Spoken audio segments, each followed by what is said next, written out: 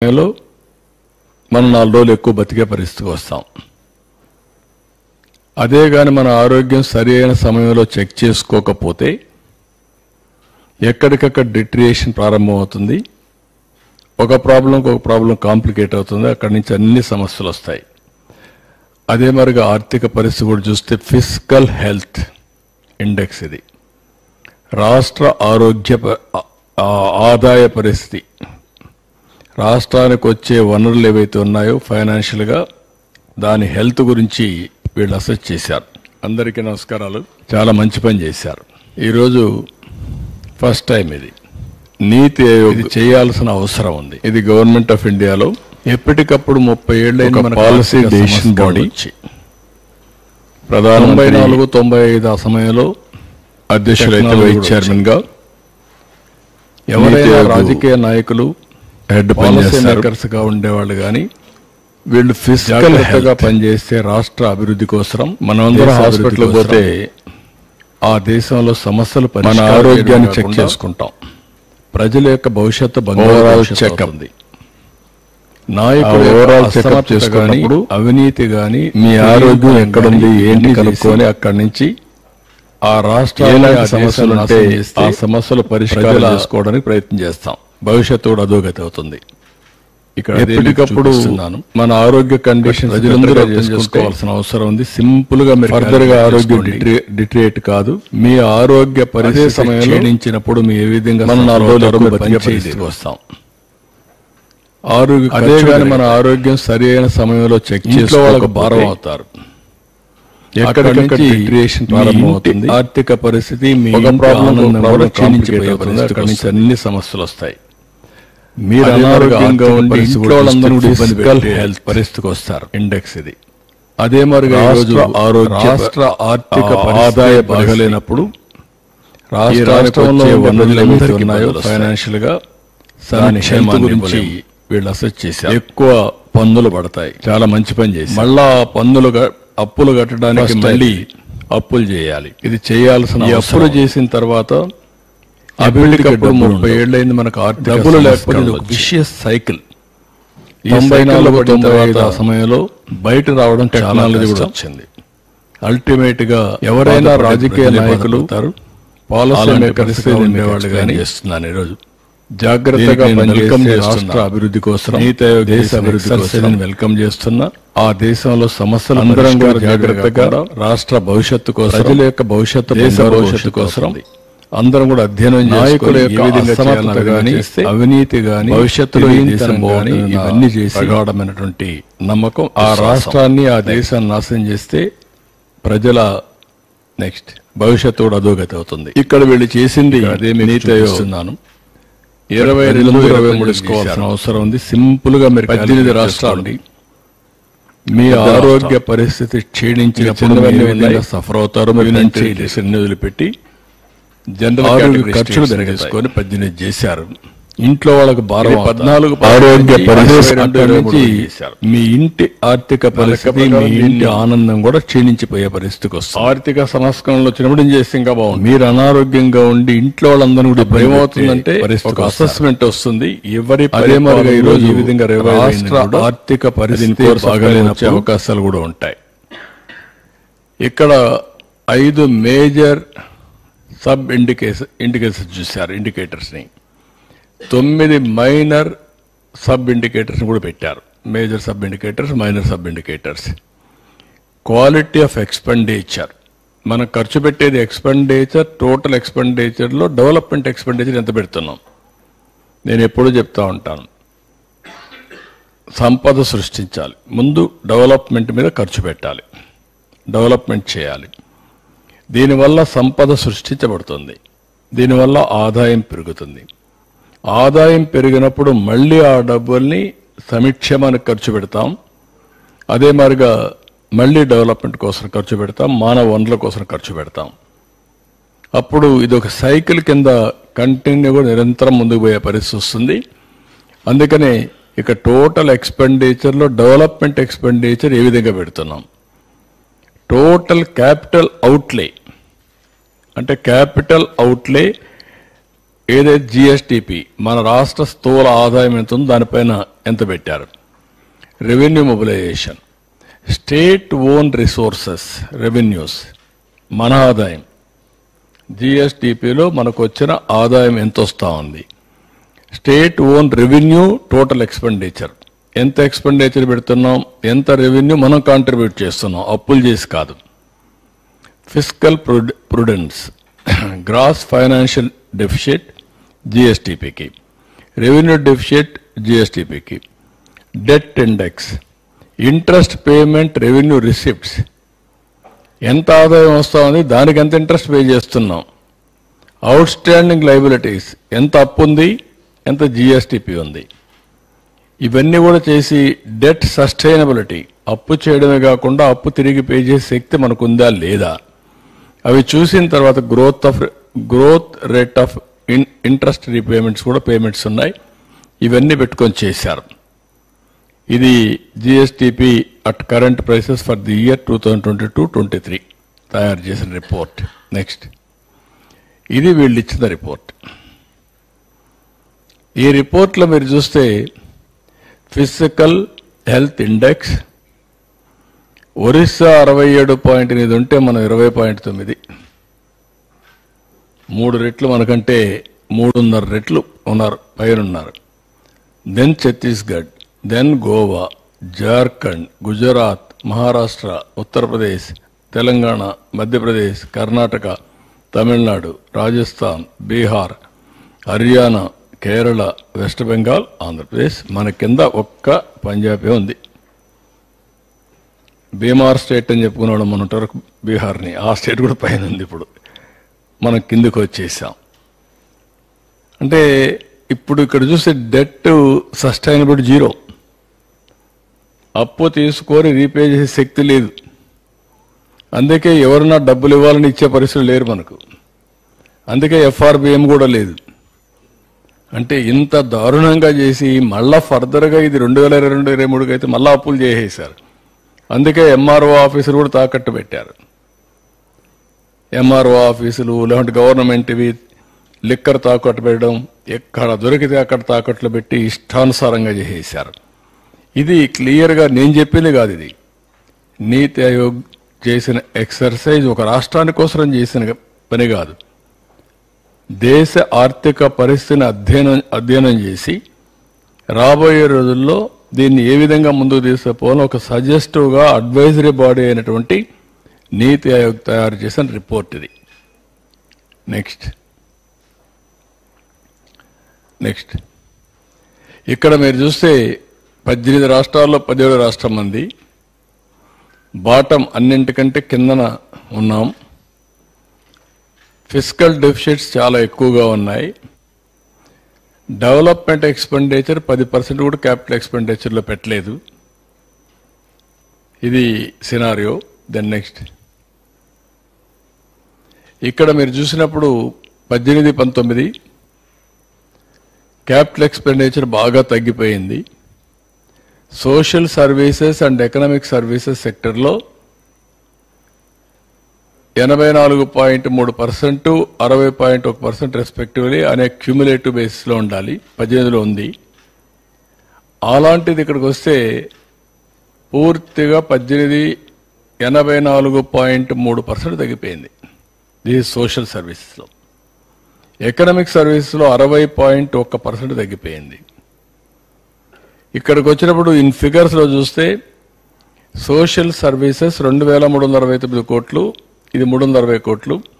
Economic services 16,691, 6,684, మొత్తం 19,061 పెడితే 7,044. ఇది కూడా ఆ రోజు బడ్జెట్. 14-19 లో బడ్జెట్.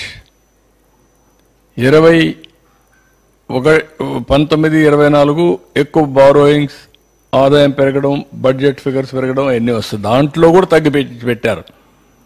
ఇక డెవలప్మెంట్ ఎక్స్పెండిచర్ అంటే social and economic services. Economic సర్వీస్లో agriculture, irrigation, industries, energy, transport, rural development ఇవన్నీ వస్తాయి. సోషల్ సర్వీస్లో social security, social security, welfare, education, health care ఇవన్నీ వస్తాయి. అంటే అందులో కూడా క్యాపిటల్ ఎక్స్పెండిచర్ పెడతాం. హెల్త్లో హాస్పిటల్స్ కడతాం, ఎడ్యుకేషన్లో స్కూల్ బిల్డింగ్స్ కడతాం, వెల్ఫేర్లో వచ్చే కొందికి సోషల్ వెల్ఫేర్ హాస్టల్స్ కడతాం. ఇలాంటి వేరియస్ దాంట్లో కూడా ఎక్స్పెండిచర్ పెట్టలేదు. నేను ఎంతో పని గిరిజనులు పెట్టాను, ఎస్సీలకు పెట్టాను అని మాట్లాడే ప్రభుత్వం ఏ మాత్రం కూడా ఒక్క రూపాయి కూడా పెట్టకుండా వచ్చిన డబ్బుల్ని ఏం చేశారో దిక్కు తెలియకుండా ఖర్చు పెట్టి మొత్తం విధ్వంసం చేసే పరిస్థితికి వచ్చారు. ఆ విషయం నేను పదే పదే చెప్పాను. ఇప్పుడు అదే విషయమే నీతి ఆయోగ్ కూడా కన్ఫర్మ్ చేశారు. నెక్స్ట్ ఇక్కడ మీరు చూస్తే share of capital expenditure to total expenditure and borrowings. ఇది మనం చూసినప్పుడు మొత్తం budget estimates under capital expenditure చూస్తే 3.5% capex was 3.5% of the total expenditure. ఇక్కడ బారోయింగ్స్ 67,985 కోట్లు చేస్తే పెట్టింది 7,244 కోట్లు. 7,244 కోట్లు. ఇక్కడికి వచ్చే కొందికి టోటల్ ఎక్స్పెండిచర్ 2,25,843 కోట్లు పెడితే 7,244. మీరు గుర్తుపెట్టుకోవాల్సింది అప్పు తెచ్చినప్పుడు దాంట్లో కనీసం కొంత డబ్బులైనా సరే 50% తిరిగి క్యాపిటల్ ఎక్స్పెండిచర్ పెట్టుంటే ఆదాయం పెరుగుతుంది. అప్పు తెచ్చి వడ్డీ కట్టి అప్పు తెచ్చి ఇష్టానుసారంగా జల్సాలు చేస్తే ఏ విధంగా ఆదాయం పెరుగుతుంది? ఆదాయం కూడా తగ్గిపోతుంది. ఇది ఒక విషియస్ సర్కిల్ తయారయ్యే పరిస్థితి వచ్చింది. నెక్స్ట్ ఇక్కడ మీరు చూస్తే కమిటెడ్ ఎక్స్పెండిచర్. ఈ కమిటెడ్ ఎక్స్పెండిచర్ని మొత్తం committed expenditure constitute the largest share at 51% of revenue expenditure. Committed expenditure includes expenditure and salaries, pension, interest payment, administrative expenditure. ఇందులో committed expenditure increased at an average annual rate of 11.6% in last 5 years. బాగా పెరిగిపోయే పరిస్థితికి వచ్చింది. Committed expenditure as a percentage of the revenue receipts increase from 57.5% in 18-19 Telugu Desam, 64.6% in 22-23. ఏం పెరిగింది ఇది? ఇక్కడికి వస్తే expenditure and salaries, pensions, interest, administrative charges దుబారా విపరీతంగా ఖర్చు పెట్టి ఇష్టానుసారంగా చేశారు. దీనివల్ల ఏమైంది? రెవెన్యూ రిసోర్సెస్ అదర్ పర్పసెస్ లేకుండా పోయే పరిస్థితికి వచ్చాయి. ఇక్కడ ఈ స్లైడ్లో మీరు చూస్తే 57.5% నుంచి 18-19 64.6%. అంటే ఎక్స్పెండిచర్ యాజ్ రెవెన్యూ రిసీప్ట్స్, వచ్చిన ఆదాయంలో ఎక్స్పెండిచర్, కమిటెడ్ ఎక్స్పెండిచర్. ఇది ఎక్కడ ఎస్కేప్ కాలేము.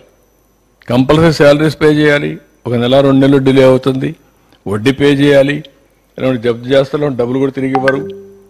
ఇవన్నీ చేసే పరిస్థితికి వచ్చారు. నెక్స్ట్ ఇక్కడికి వచ్చినప్పుడు రెవెన్యూ మొబిలైజేషన్. దానివల్ల ఏమైంది? రెవెన్యూ మీరు చూస్తే own revenue growth has come down 17.1 నుంచి 18-19లో 9.8 పడిపోయింది. దగ్గర 7.3% పడిపోయింది. అదే మరి ఇక్కడ వచ్చేకొద్దికి ratio of state own revenues to GSDP 7.1% నుంచి 6.4% తగ్గిపోయింది. ఇది ఒక 0.6% to 7% తగ్గిపోయే పరిస్థితికి వచ్చింది. ఇక్కడ మీకు క్లియర్గా 17.1 నుంచి 9.8 following growth rate of state own revenues. Next ఇక్కడ మీరు చూస్తే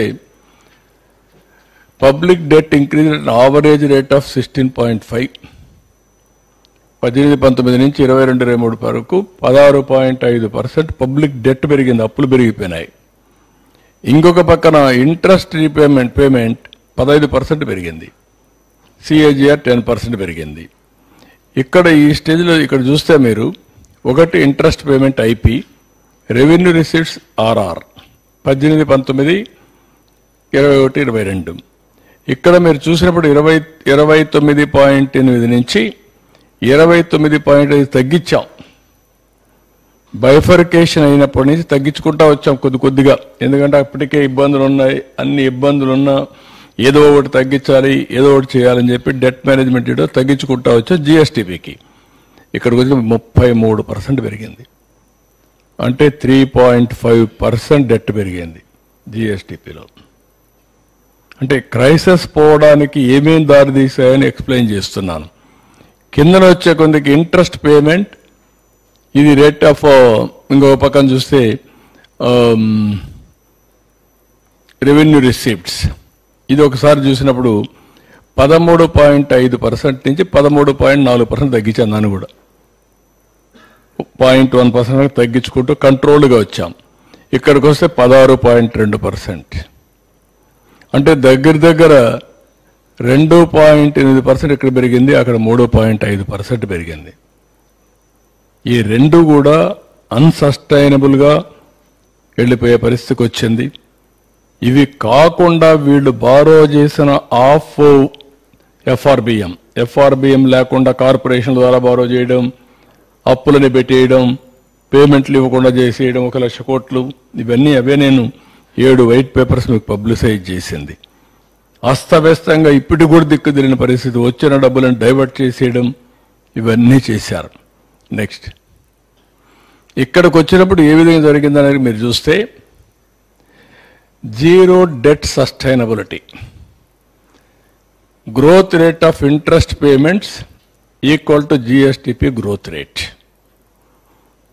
growth rate of interest payments equal to GSDP growth rate వస్తే అప్పటికి సస్టైనబిలిటీ ఉంటుంది, కాబట్టి బారో చేసే పరిస్థితిలో ఉండలేము.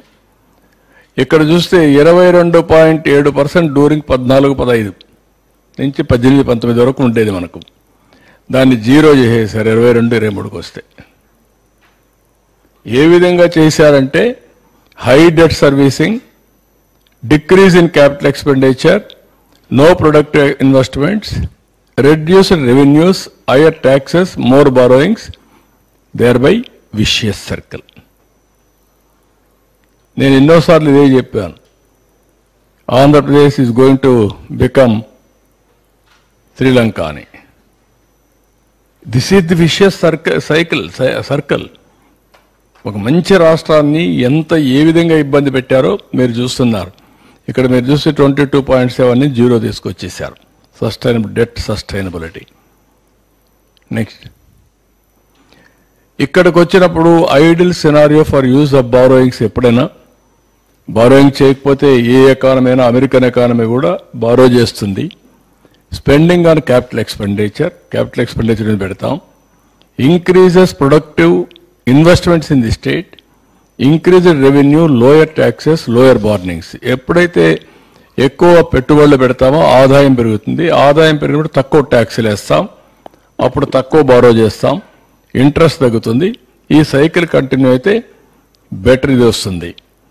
ఇక్కడికి వచ్చినప్పుడు మీరు చూస్తే క్యాపిటల్ ఎక్స్పెండిచర్ కెపాక్స్ 19-20 2.2 ఉంటే అప్పటికి కూడా వీరంతో పెట్టుకుంటూ 1.7కి వచ్చాం. అక్కడి నుంచి తగ్గిపోయి 0.5కి వచ్చేసారు. 0.5 కంటే ఇక్కడ చూస్తే 7,244 కోట్ల రూపాయలు ఖర్చు పెట్టారు 0.5 జిఎస్టిపిలో. 14-19లో 59.15% ఖర్చు పెడితే బారోడ్లో 100 రూపీస్లో 59.15 ఖర్చు పెడితే 19-24 వచ్చేందుకు 22.54 వాళ్ళు spent on capital expenditure. Drastic reduction ఇది. దీనివల్ల నెక్స్ట్ మీరు చూస్తే ఫిగర్స్ మీరు చూసినప్పుడు 59.15% నుంచి 22.54% తగ్గించారు. ఇక్కడ మీరు 3,06,606 కోట్లు గవర్నమెంట్ డెట్, అప్పటికి 1,35,106 కోట్లు. క్యాపిటల్ ఎక్స్పెండిచర్ 79,913 కోట్లు, 1,35,000. ఇక్కడ ఖర్చు పెట్టింది 3,06,600 కోట్లు అయినప్పుడు 69,000 కోట్లు. దేర్బై మీరు డ్రాస్టిక్గా పడిపోయింది. డ్రాస్టిక్గా పడిపోయినప్పుడు సైకిల్లో డెట్ ట్రాప్లో పడిపోయే పరిస్థితికి వచ్చాం. నెక్స్ట్ ఇక్కడ మీరు చూస్తే వాటర్ రిసోర్సెస్ 47,835 కోట్లు ఖర్చు పెడితే వీళ్ళు 20,752 కోట్లు ఖర్చు పెట్టారు. ట్రాన్స్పోర్ట్, రోడ్స్, బిల్డింగ్స్ 8,825 కోట్లు ఖర్చు పెడితే 1357. మీకు అందుకే గుంతలు పడిపోయినాయి రోడ్లన్నీ. మెయింటైన్ చేయకపోతే గుంతలు పడిపోతే ఏమవుతాయి? ఈరోజు గుంతలన్నీ పూడ్చడానికి మాకు భారీ ఎక్స్పెండిచర్, భారీ సమస్యలు. ఇక్కడ మీరు ఈ ఫిగర్ చూస్తే వాటర్ రిసోర్స్ డబ్బులే ఖర్చు పెట్టలేదు. ఈ డబ్బులు కూడా ఓన్లీ ఎస్టాబ్లిష్మెంట్, ఒక్క ప్రాజెక్ట్ పూర్తి చేయలేదు. సోషల్ వెల్ఫేర్ గురించి మాట్లాడతారు. 1045 కోట్లు అయితే 405 కోట్లు. Women, children, differently abled and senior సిటిజన్స్కి 357 అయితే 186. Information technology, electronics and communications 229 zero. Industries and commerce 1142 965. ఇక్కడికి వచ్చినప్పుడు tribal welfare 609 229. Infrastructure and investment 732 372. అంటే ఇది కూడా మళ్ళా అది 3 లక్షలు, ఇది 1,35,000 కోట్లు డెట్. ఆ ఫిగర్లో మీరు చూసినప్పుడు డెట్ తక్కువ ఉన్నప్పుడు ఎక్కువ ఖర్చు పెట్టాం. డెట్ తెచ్చి ఇష్టానుసారంగా జల్సాలు చేశారు. ఎక్కడ పోయి తెలియదు. మొత్తం రాష్ట్రాన్ని డెట్ ట్రాప్ లో నెట్టేసే పరిస్థితికి వచ్చారు. క్యాపిటల్ స్పెండింగ్ దగ్గర 60% తగ్గిపోయింది. 5 ఏళ్లలో మనం పెట్టాం క్యాపిటల్ ఎక్స్పెండిచర్ ఇప్పటికి ఒక 60% తగ్గే పరిస్థితికి వచ్చింది 14-19కి 19-24కి. నెక్స్ట్ ఇవన్నీ మీరు చూసినప్పుడు ఈ సినారియో చూస్తే 17 అవుట్ ఆఫ్ 18 వచ్చినప్పుడు అప్పుడు 20.9% స్కోరు.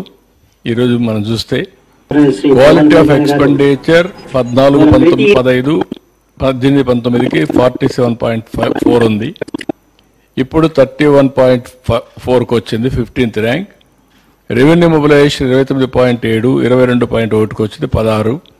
డెట్ సస్టైనబిలిటీ 22.7, ఇప్పుడు 0, 18వ ప్లేస్. ఇది ఆ ఇండికేటర్స్లో వచ్చినటువంటి మొత్తం రిజల్ట్స్ ఇవన్నీ. దెన్ ఇక్కడ మీరు చూసినప్పుడు మనం కూడా మీకు చూపించాను. ఇవన్నీ కూడా ఆంధ్రప్రదేశ్ ఆల్ ఇండియా 13.49% ఆ రోజు గ్రో అయ్యాం. 4.41, 4.45% షేర్ ఆల్ ఇండియా జిఎస్టిపిలో, జీడిపిలో. ఈ ఫిగర్ కూడా మ్యానిపులేట్ చేశారు. అన్ని ఫిగర్స్ బాగున్నాయి మీరు చూడండి. 13, 15, 13, 14, 15. ఈ ఫిగర్ వీళ్ళు వచ్చారు 19లో. ఏప్రిల్లో వస్తానే ఫిగర్ అంతా మేనేజ్ చేశారు. దానికే తగ్గించారు, మ్యాక్సిమం తగ్గించడం. అక్కడ కూడా టింకర్ చేశారు. టింకర్ చేసి దాన్ని కింది తీసేపోయి ఎలా ఉంటుంది, ఇంకా చాలా తక్కువ ఉండేది 19-20, దాన్ని తీసిపోయి యాడ్ చేసుకున్నారు. ఏదేమైనా this is the figure. All India లెవెల్లో 10.98 అయితే ఇక్కడ మనం 13.49 గ్రో అయ్యాం అప్పట్లో. ఇప్పుడు వచ్చే కొంతకి వీళ్ళు మొత్తం ఆవరేజ్ గ్రోత్ రేట్ అంతా వస్తే 10.32కి వచ్చారు. 4.82 పెరిగింది ఆల్ ఇండియా షేర్. ఇక్కడ 9.88, 9.58 గవర్నమెంట్ ఆఫ్ ఇండియా పెరిగారు నేషనల్ లెవెల్లో. ఇప్పుడు వచ్చేది 12.94 వచ్చింది. ఇది 4.96 కాంట్రిబ్యూషన్ టు జీడిపి. మొత్తం జీడిపిది 9.7. ఇది in terms of $1 trillion, 0.19, 3.82 trillion US dollars. ఇక్కడికి వచ్చినప్పుడు ఈ రేషియోలో కానీ పెరుగునుంటే నెక్స్ట్ 5 ఏళ్లలో మా ఆలోచన ఏంటంటే 15% పెంచాలని. 13.65 పైనే ఉండాలి, అది 15 పెరిగి ఉండాలి. దాన్ని 10కి తగ్గించేశారు. ఈ రేషియోలో పెరుగుంటే 7 లక్షల కోట్ల రూపాయలు జిఎస్టిపి తగ్గిపోయింది. 7 లక్షల కోట్ల రూపాయలు అయితే 76,195 కోట్ల రూపాయలు అడిషనల్ రెవెన్యూ వచ్చేది. ఆ డబ్బులు వచ్చుంటే ఆ డబ్బులు ఖర్చు పెడితే ఈ అప్పులు చేసే పని ఉండేది కాదు, ఈ క్రైసిస్ వచ్చేది కాదు, ఈ విషియస్ డెట్ ట్రాప్లో పడేవాళ్ళం కాదు. ఇది ఇంపార్టెంట్ మీ అందరికీ. అందుకే నేను ఎప్పుడు కూడా హై గ్రోత్ రేట్ అంటాను. ప్రజల్లో యాస్పిరేషన్స్ ఉన్నాయి, కోరికలు ఉన్నాయి. వాళ్ళ కోరికలు తీర్చాలంటే మనం కూడా తగిన విధంగా రెవెన్యూ పెరగాలి. రెవెన్యూ పెరగాలి అంటే అభివృద్ధి జరగాలి. అభివృద్ధి జరిగితే రెవెన్యూ పెరుగుతుంది, రెవెన్యూ పెరిగితే సంక్షేమాలు ఇస్తాం, దానిపైన మళ్ళీ అభివృద్ధి చేస్తాం, ఆ సైకిల్ కంటిన్యూ అవుతుంది.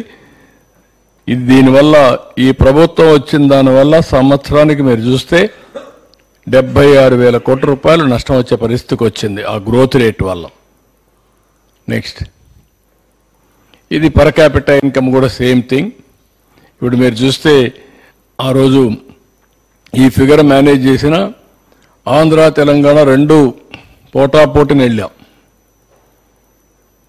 ఎందుకంటే మాకు ఎట్టి పరిస్థితుల్లో బైఫర్కేషన్ అయిన తర్వాత తెలంగాణకు కొన్ని అడ్వాంటేజెస్ ఉన్నాయి, హైదరాబాద్ సిటీ ఉంది, దీన్ని కూడా మనం పుష్ చేయాలి అని అగ్రికల్చర్ కానీ ఇండస్ట్రీ కానీ సర్వీస్ సెక్టర్ కానీ పుష్ చేశాం. దానివల్ల 13.49% పెంచాం జిఎస్టిపి. వాళ్ళు కూడా ఆ కొండే అవకాశాలు ఉన్నాయి కాబట్టి 13.69 పెరిగారు. ఇది పెరిగితే ఇంకొంచెం ఎక్కువ అయింది, దాని కింద తీసేపారు, వేరే విషయం. ఇక్కడికి వస్తే 10.59, 12.09 బాగా డ్రాస్టిక్గా పడిపోయింది. దానివల్ల వ్యత్యాసం జిఎస్టిపి అక్కడ పెరిగింది. రెండోది పర్ క్యాపిటల్ ఇన్కమ్ పెరిగింది. రెండు కూడా మళ్ళీ ఇప్పుడు మీరు చూసినప్పుడు నెక్స్ట్ ఇక్కడ GSDP of AP in 18-19 was higher than that of Telangana by 17,000 crores.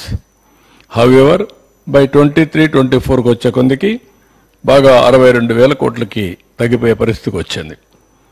17,000 కోట్లు అయ్యరుండి 62,000 కోట్లు తగ్గే కొందికి పర్ క్యాపిటల్ ఇన్కమ్ డ్రాస్టిక్గా తగ్గిపోయే పరిస్థితికి వచ్చింది. Next page. ఇక్కడ మీరు చూసినట్టు పర్ క్యాపిటల్ ఇన్కంలో 1,93,903 విభజన అప్పుడు 1,24,104. ఇక్కడికి వచ్చినప్పుడు 1,54,031, 2,09,048. ఈ రోజు మీరు చూస్తే 2,42,479, ఇది 3,56,564. అంటే మీరు ఇండికేషన్ ఏంటి, 55,817 రూపాయల డిఫరెన్స్ ని డబుల్ అయిపోయింది. ఇప్పుడు 1,14,085 అయింది 23-24. అంటే ఏ విధంగా వ్యత్యాసం పెరిగిపోయింది అనడానికి ఇది ఒక ఉదాహరణ. ఏ విధంగా వెనకబడిపోతున్నా అనేదానికి ఒక ఉదాహరణ. స్పెండింగ్ కెపాసిటీ తగ్గింది, అప్పులు పెరిగాయి, మొత్తం ప్రజల ఆదాయం పెరిగింది, పర్చేసింగ్ కెపాసిటీ తగ్గిపోయే పరిస్థితికి వచ్చింది. వేరియస్ విషయ సర్కిల్లో రాష్ట్రం దెబ్బతినే పరిస్థితికి వచ్చింది. నెక్స్ట్, ఇది సదర్న్ స్టేట్స్ ఒక కంపారిజన్ చూపించాం, మీకు మొన్న కూడా చెప్పాను, ఇది పెద్దగా అవసరం ఉండదు. నెక్స్ట్, ఇక్కడికి వచ్చినప్పుడు రివైవల్ కింద రాష్ట్రాన్ని మళ్ళీ ఫిస్కల్ హెల్త్ ఇండెక్స్ ఇంప్రూవ్ చేయడానికి ఏమేం చేయాలని ఆలోచిస్తున్నాం. దీని మీద ఎన్హాన్సింగ్ క్యాపిటల్ ఎక్స్పెండిచర్ పెంచడం, కమిటెడ్ స్పెండింగ్ చేయడం, దీని మీద రెవెన్యూ సోర్స్ అన్ని కూడా ఏ విధంగా చేయాలనో diversifying revenue sources for a greater resilience తీసుకురావడం, ఎన్ఫోర్ స్ట్రిక్ట్ ఫిస్కల్ డిసిప్లిన్ తీసుకురావడం, ఇవన్నీ కూడా శ్రద్ధ పెట్టాం. We're working in that.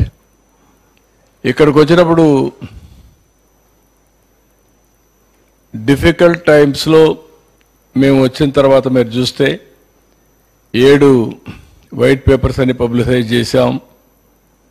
అదే మాదిరిగా కరెక్షన్స్ కోసం నవంబర్లో 24లో బడ్జెట్ని చాలా రోజులు హోంవర్క్ చేసి చాలా కష్టపడి దాన్ని ట్రాక్లో పెడుతూ ఆ ఎక్సర్సైజ్ చేశాం. ఇదైనా పోలవరం డయాఫామ్ వాల్ మళ్ళా ఇప్పుడు ట్రాక్లో పెట్టి దాన్ని స్టార్ట్ చేశాం. 2022కి పూర్తి చేస్తాం. అదే మరి అమరావతి వర్క్స్ అని కూడా స్టార్ట్ అయినాయి. Visakhapatnam steel plant, Visakhapatnam railway zone, అదే మరిగా డెవలప్మెంట్, ఇవన్నీ కూడా స్టార్ట్ చేసే పరిస్థితికి వచ్చాం. నెక్స్ట్, ఇది లాస్ట్ టైం కూడా చెప్పాను, ఎందుకు మేము ఇది పదే పదే చెప్పుతున్నాను అనేదానికి ఇది మళ్ళా ఒక జస్టిఫికేషన్. మీకు 7.50 అయితే మొత్తం కలిసి 2047కి ఆంధ్రప్రదేశ్ 75 లక్షలే ఉంటుంది జిఎస్టిపి. అంటే $0.62 ట్రిలియన్ ఎకానమీ అవుతుంది. పర్ క్యాపిటల్ ఇన్కమ్ 13,18,795 అవుతుంది. అదే మరి ఇక్కడికి వచ్చే 10% అయితే $130 ట్రిలియన్ అవుతుంది, లక్షల కోట్లు అవుతుంది.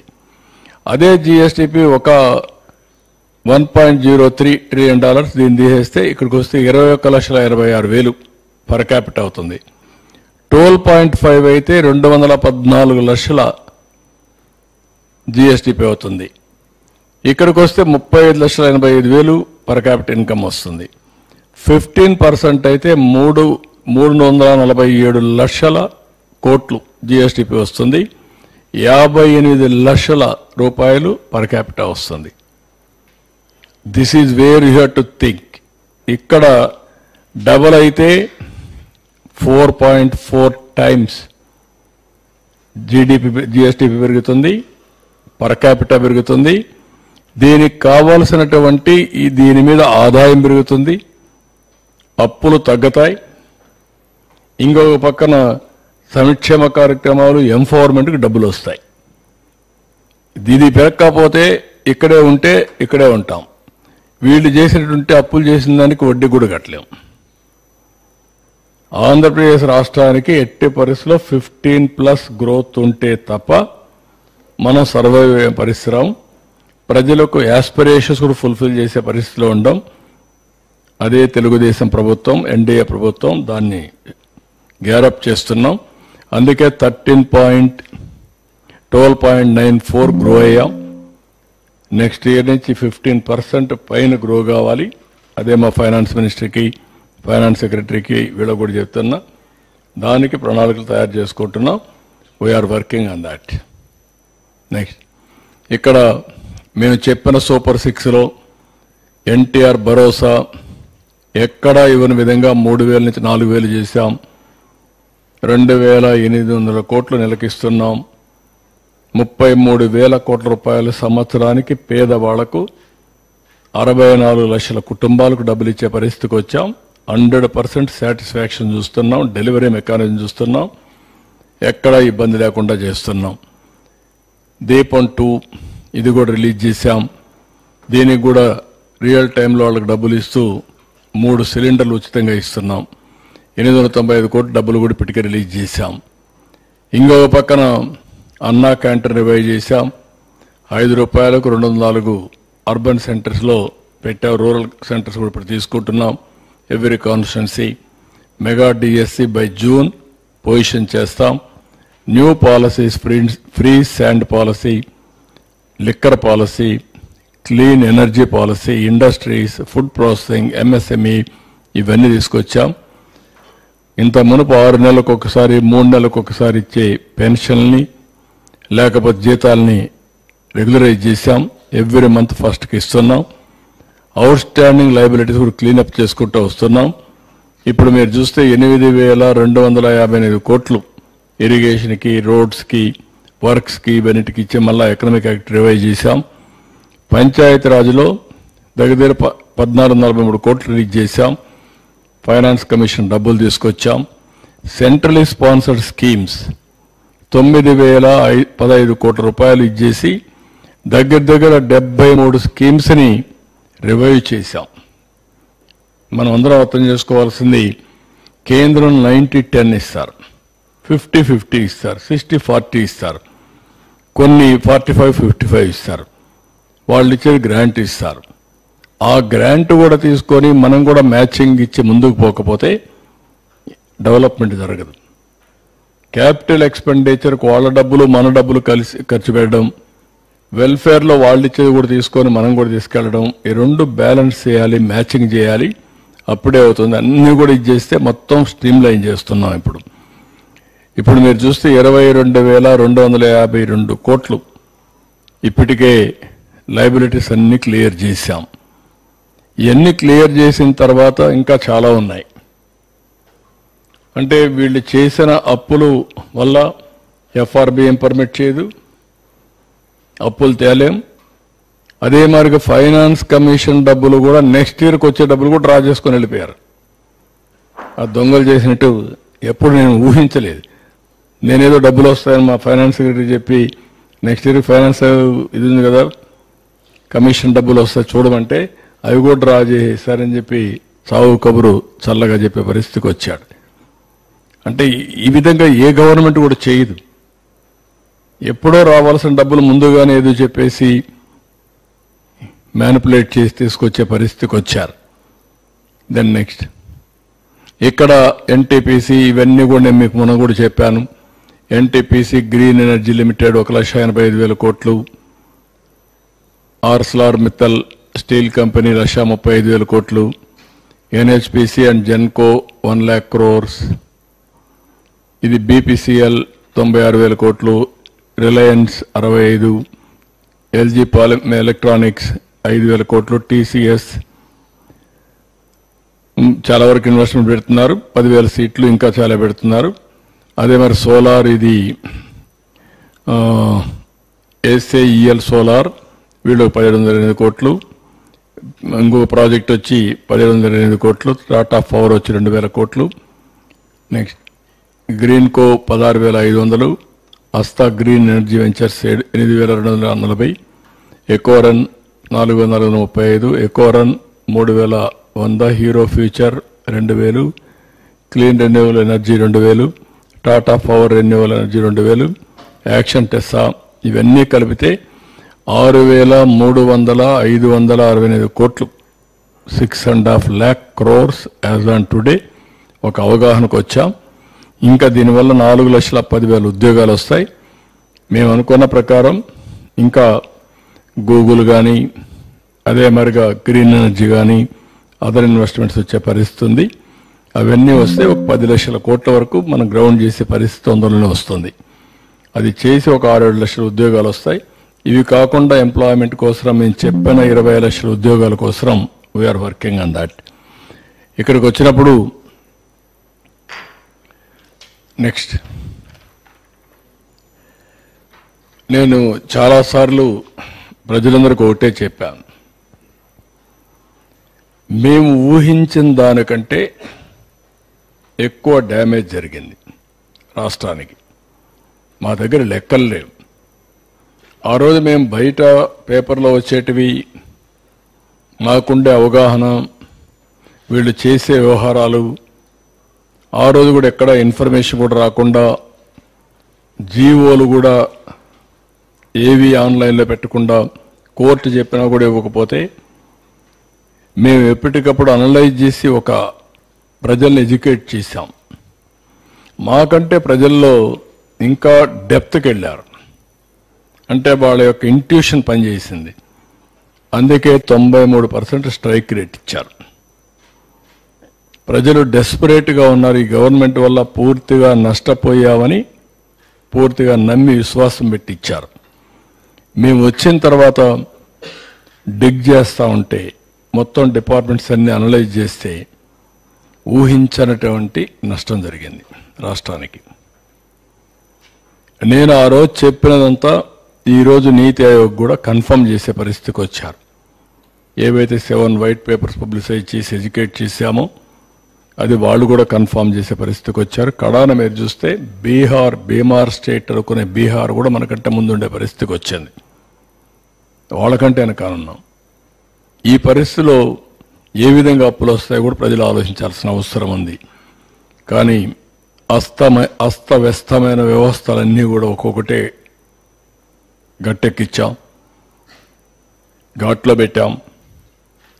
అయితే వెంటిలేటర్ పైన ఉండే రాష్ట్రాన్ని వెంటిలేటర్ తీసాం, కానీ ఇంకా పరిగెత్తించే పరిస్థితి రాలా. అన్ని వ్యవస్థలు కూడా చిన్న భిన్నం అయిపోయినాయి. ఒక్కొక్కటే పెట్టుకుంటూ వస్తున్నాం.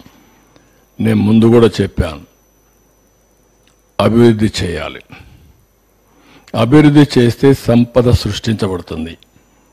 సంపద సృష్టిస్తే ఆదాయం పెరుగుతుంది. ఆదాయం పెరిగితే ఆ డబ్బుల్ని మళ్ళీ సంక్షేమానికి అభివృద్ధికి ఖర్చు పెట్టే పరిస్థితి వస్తుంది. ఎప్పుడైతే ఎక్కువ గ్రోత్ రేట్ మనం సాధించగలిగితే రెవెన్యూ కూడా ఎక్కువ వస్తుంది. ఎంత రెవెన్యూ ఎక్కువ వస్తే దానివల్ల మన దగ్గర డబ్బులు కొంతవరకు ఆదాయం పెరుగుతుంది. ఆ ఆదాయాన్ని మళ్ళీ సంక్షేమానికి ఖర్చు పెడతాం. అప్పులు తగ్గించుకునే అవకాశం వస్తుంది. ఇంకో పక్కన వడ్డీ కూడా తగ్గే పరిస్థితి వస్తుంది. ఈరోజు మీరు చూస్తే అప్పు ఇవ్వని పరిస్థితి వచ్చింది. ఇష్టానుసారంగా వడ్డీ లెఫ్ట్ అండ్ రైట్ పెంచేశారు. ఎప్పుడు కూడా ఒక వ్యక్తి దివాలా తీస్తున్నాడంటే రిస్క్ ఫ్యాక్టర్ ఉంటుంది. ఆ రిస్క్ ఫ్యాక్టరీతో వడ్డీ కూడా పెంచేస్తారు. అందుకే 4 రూపాయలు వడ్డీ అంటారు, 5 రూపాయలు వడ్డీ అంటారు. అమారిగా వీడు కూడా అమారీ చేసే పరిస్థితికి వచ్చారు. ఇప్పుడంతా కూడా డెట్ రీషెడ్యూలింగ్కి వెళ్తున్నారు. రీషెడ్యూలింగ్ మనం మొత్తం మళ్ళా కట్టేసి రీపే చేసి ఆ ఇంట్రెస్ట్ తగ్గించుకొని మళ్ళా ఏ విధంగా చేయాలనో క్లీనప్ చేయాలనుకుంటున్నాం. మారిటోరియం కూడా అడుగుతున్నాం. డెట్ స్వాపింగ్ అనలేం కానీ రీషెడ్యూలింగ్ ఇది. నీకు స్వాపింగ్ ఎక్కడే సార్ డెట్ వాళ్ళు. కాబట్టి మెథడాలజీ ఏమైనా గవర్నమెంట్ ఆఫ్ ఇండియాతో మాట్లాడి అన్ని బ్యాంక్స్తో మాట్లాడి అవన్నీ చేస్తున్నాం. ఇవన్నీ చేసి దీన్ని రాబోయే రోజుల్లో నేను చెప్పిన ఫిలాసఫీ ప్రకారం మోర్ మనీ ఉంటే మోర్ క్యాపిటల్ ఎక్స్పెండిచర్ పెడతాం, మోర్ గ్రోత్ రేట్ వస్తుంది, మోర్ రెవెన్యూ వస్తుంది, సస్టైనబిలిటీ వస్తుంది. ఆ సస్టైనబిలిటీ వస్తేనే ప్రజలకు ఎంపవర్మెంట్ జరుగుతుంది. మేము చెప్పిన సూపర్ 6 ఇస్తాం, ఇంకా బెటర్గా ఇస్తాం, P4 తీసుకొస్తాం. ఇలాంటివన్నీ చేసి మళ్ళీ డెవలప్మెంట్, వెల్ఫేర్ రెండు కూడా బ్యాలెన్స్ చేసుకుంటూ పర్ క్యాపిటల్ ఇన్కమ్ పెంచితే బెటర్ లివింగ్ స్టాండర్డ్స్ వస్తాయి. ఆదాయం పెరగాలి. సంవత్సరం తలసరి ఆదాయం పెరగాలి, తలసరి ఖర్చు తగ్గాలి. మీరు చూస్తే ఇప్పుడు నేను చూపించలేగానే ఒక స్లైడ్లో తలసరి ఆదాయం తగ్గింది, తలసరి అప్పు పెరిగింది. పర్ క్యాపిటల్ ఇన్కమ్ తగ్గిపోయి పర్ క్యాపిటల్ డెట్ పెరిగిందంటే అది వీళ్ళేసిన భారం. దీనికోసమే నేను ప్రజలందరినీ కోరుతున్నా. కొంతమందికి కొన్ని ఆలోచనలు ఉన్నాయి, ఏంటి ఇంకా అయిపోలేదని. నేను ఎన్నోసార్లు చెప్పాను, 3 సార్లు ముఖ్యమంత్రిగా చూశాను, కానీ 3 సార్లు లేని ఇబ్బంది ఈసారి చూస్తున్నాను. విశ్వ ప్రయత్నాలు చేస్తున్నాను. అన్ని విధాల ఎంత పుష్ చేయాలంత పుష్ చేస్తున్నాం. కానీ ఇప్పటికి కూడా ఇంకా పూర్తిగా కంట్రోల్కి తెచ్చే పరిస్థితి రాలేదు. తీసుకొచ్చి దీన్ని మళ్ళీ ఘాట్లో పెట్టి ఏదైతే ప్రజలందరికీ ఒకటే కొంచెం లేట్ అవుతుంది. ఎందుకంటే మనకు ఆ ఫ్లెక్సిబిలిటీ లేదు. గవర్నమెంట్ ఆఫ్ ఇండియా కూడా ఆదుకోబడ్డారు కాబట్టి కొంతవరకు మనం వెసులుబాటు వచ్చింది. వాళ్ళు కూడా ఆదుకోకపోతే అమరావతి స్టార్ట్ అయ్యేది కాదు, పోలవరం స్టార్ట్ అయ్యేది కాదు, విశాఖపట్నం స్టీల్ ప్లాంట్ వచ్చేది రివైవ్ అయ్యేది కాదు. లేకపోతే కొంతవరకు వాళ్ళు ఇచ్చినటువంటి డబ్బులన్నీ తీసుకొచ్చి ఈ అప్పులన్నీ ఇవన్నీ కూడా మళ్ళా స్కీమ్స్ అన్ని రివైవ్ చేసి మనం ముందుకు పోతున్నాం. ఈ 4 సంవత్సరాలు జరిగిన ఫలితాలు ఈ సంవత్సరం ఆదాయం కూడా వచ్చే పరిస్థితి లేదు.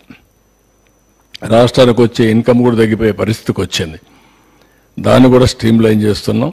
ఇవన్నీ స్ట్రీమ్లైన్ చేస్తే సెట్ చేసి ఒకటే హామీ ఇస్తున్న ప్రజలందరికీ, ఈరోజు రివైవల్లో ఉన్నాం, తప్పకుండా చేస్తాం. చేసిన తర్వాత సంపద పెంచుతాం, పెరుగుతుంది. పెరిగిన సంపద వల్ల ఆదాయం పెరుగుతుంది. ఏది చేసినా ఈ బెనిఫిట్ అంతా ఈ రాష్ట్రానికే వస్తుంది, ఈ ప్రజలకే వస్తుంది. చెప్పిన హామీలను నిలబెట్టుకోవడమే కాకుండా ఇంకా మెరుగైన పాలన ఇస్తాం. అందుకే నేను పదే చెప్పాను, ఒక సుస్థిరమైన పాలన ఉండాలి, ఒక సమర్థవంతమైన పాలన ఉండాలి. 2019 తెలుగుదేశం పార్టీ గెలిచి 13.5-15% కానీ గ్రోత్ వచ్చుంటే మనకి ఇబ్బందులు వచ్చేటివి కాదు. ఆ రోజు నిర్ణయం రాష్ట్రానికి ఇబ్బంది కలిగించే పరిస్థితి వచ్చేది. ఏది ఏమైనా నేను ఇవన్నీ పదే ఎందుకు చెప్తున్నానంటే, రోజుకి నేను ఏదైతే ఆ రోజు చెప్పానో అవన్నీ అందరూ కన్ఫర్మ్ చేసే పరిస్థితికి వచ్చారు. నేను ఢిల్లీకి పోయినప్పుడు కూడా మీకు ఎన్నేళ్ళు పడుతుంది, మీరు రికవర్ అవుతారా, మీరు బయటపడతారా, లేదంటే ఈ రాష్ట్రం ఏమవుతుంది అని అడిగే పరిస్థితికి వచ్చారు. కాబట్టి ఇవన్నీ కూడా మీ ద్వారా రాష్ట్ర ప్రజలందరికీ విజ్ఞప్తి చేస్తున్నా. ఇది అందరూ అర్థం చేసుకోవాల్సింది.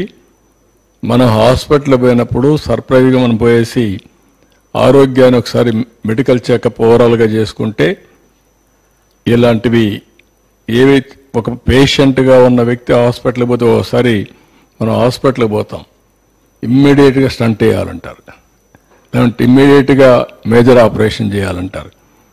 ఆ పరిస్థితికి వచ్చాం మనం ఇక్కడ. That is where we're. దీన్ని రివైవ్ చేస్తాం, స్ట్రీమ్లైన్ చేస్తాం. సార్ ఇక్కడ డెప్ట్ సర్వీస్ గురించి డెప్ట్ గురించి మాట్లాడినప్పుడు ఇందాక మీరు చెప్పిన దాంట్లో 3 lakhs సంథింగ్ ఉంది సార్, నేను ఫిగర్స్ కరెక్ట్గా రాసుకోలేదు. అవి కేవలం గవర్నమెంట్ బారోవింగ్స్ గవర్నమెంట్ కార్పొరేషన్స్ ఉన్నాయి కదా, అవి క్యాలిక్యులేట్ చేయలేదా? ఎట్లా అది ఆ కంక్లూజన్ ఎట్లా వచ్చింది చెప్పగలరా? అవి కూడా ఉన్నాయి. అవి కూడా ఇది వీళ్ళు లెక్కేసింది గవర్నమెంట్ బారోయింగ్స్ అవన్నీ ఇచ్చారు, నీతి ఆయోగ్ చేసింది.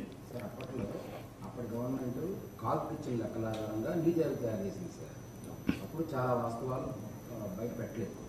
అనధికార అప్పులు ఉన్నాయి, ఎఫ్ఆర్బి లోబడి దాన్ని వర్తించకుండా చేసిన అప్పులు ఉన్నాయి. అవన్నీ లెక్కిస్తే మీ ప్రజెంటేషన్ అలా ఉంటే ఇంకా బాగుండేది సార్. ఇది నీతి ఆయోగ్ రిపోర్ట్. నేనేమంటా, నీతి ఆయోగ్లోనే ఈ విధంగా ఉంటే మనం ఎక్కడున్నాం, మీరు ఆఫ్ బారోయింగ్స్ అవన్నీ ఎక్కడున్నాం, మనం వైట్ పేపర్లో ఇచ్చాం మనం. కాదు సార్, ఇదే పారామీటర్స్లో అవన్నీ కనుక కలెక్ట్ చేసి కనుక చేస్తుంటే ఎంత ఘోరమైన పరిస్థితితో ఇంకా కళ్ళగట్టేది సార్. అది కూడా ఒకసారి ఇస్తాను. ఇది పార్షియల్ గానే చెప్పినట్టు సార్. ఇది పార్షియలే. ఇది వాళ్ళు ఇచ్చిన లెక్కని చూసి చెప్పాను తప్ప మనం మొత్తం చేసింది కాదు. మనం ఇచ్చిన లెక్క వేరే ఉన్నాయి. వైట్ పేపర్ లో చాలా డెప్త్కి వెళ్ళి ఇచ్చాం. బడ్జెట్ బారోయింగ్స్ లేవు అని అనేది, అందుకనే మనం ఆ పెండింగ్ పేమెంట్స్ కూడా దీంట్లో లేవు. అవన్నీ లేవు కాబట్టి అవి యాడ్ చేసి ఇంకా వరస్ట్ గా ఉన్నాం. ఎఫ్ఆర్బిఎం తీసుకొచ్చినవి కూడా లేవండి ఇందులో. అదే మొత్తం వాళ్ళు చేసినట్టు ఫైనాన్స్ కమిషన్ బారోయింగ్స్ కూడా ముందు తీసుకున్న డబ్బులు కూడా లేవు. ఎవ్రీథింగ్. అందుకని నేను ఏమంటానంటే, ఎవడు ఊహించనటువంటి ఆర్థిక పరిస్థితిని తీసుకొచ్చారంటే రాష్ట్రంలో. Never we expected. మొన్న వైట్ పేపర్స్ ఇచ్చాం, కానీ ఇప్పుడు నేను జస్టిఫికేషన్ ఎందుకు చేశానంటే, నీతి ఆయోగ్ ఇచ్చిన రిపోర్ట్ని బేస్ చేసుకుంటేనే ఈ పరిస్థితి ఉంది. నీతి ఆయోగ్ ఓన్లీ వాళ్ళు ఇచ్చిన లెక్క ప్రకారమే చేశారు. వాళ్ళు ఎఫ్ఆర్బిఎంలో వచ్చినట్టు చేశారు తప్ప మిగిలిన లెక్క వాళ్ళు చేయలేదు.